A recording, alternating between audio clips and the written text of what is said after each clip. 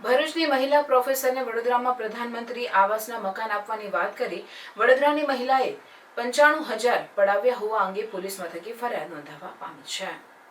ભરૂચમાં ચાવજ ગામે SNPS school પાસે આવેલ શ્રીરામ બંગલોઝ ખાતે રહેતા અને સત્યમ કોલેજ ઓફ એજ્યુકેશનમાં પ્રોફેસર તરીકે ફરજ બજાવતા યોગીશા પરમાર પર ગત તારીખ 22 મેના રોજ તેમના મોટા બાપુના પુત્ર અનિલ શંકરે ફોન કરી પ્રધાનમંત્રી આવાસ યોજનામાં રિજેક્ટ થયેલા મકાન મેળવવા માટે જણાવી વડોદરાના બિલ ગામમાં અર્બન રેસિડેન્સીમાં પ્રધાનમંત્રી આવાસ યોજનામાં ડ્રો થયેલા મકાનો જેમાંથી રિજેક્ટ થયેલા મકાનો મળે તેમ હોવાનું જણાવ્યું હતું। જેના પગલે પૂછતા તેમણે જણાવ્યું હતું કે તેના સાડુભાઈ ભરત પરમારનો ફોન આવ્યો હતો।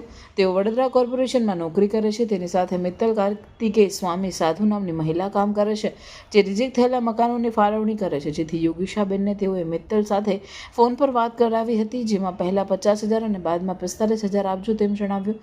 જે બાદ તેઓએ બિલગામ અર્બન રેસિડેન્સી 2માં મકાનો જોવા માટે ગયા, જ્યાં તેમણે અલગ અલગ મકાનો બતાવ્યા હતા। જે બાદ તેમણે તેમને બાકીના 45,000 પણ ઓનલાઈન ટ્રાન્સફર કરાવી આપ્યા।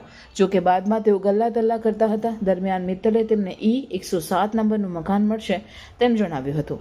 તેઓ જ્યારે મકાનો જોવા ગયા ત્યારે તે મકાનમાં ફર્નિચરનું કામ ચાલી રહ્યું હોવાનું જોતા તેમની સાથે ઠગાઈ થઈ હોવાની આશંકા થઈ હતી। જેથી તેમણે મિત્તલ પાસે રૂપિયા પરત માંગતા તેણે પરત ન કર્યા હતા। આખરે તેમણે ભરૂચ સી ડિવિઝન પોલીસ મથકે ફરિયાદ નોંધાવતા પોલીસે તપાસ હાથ ધરી છે।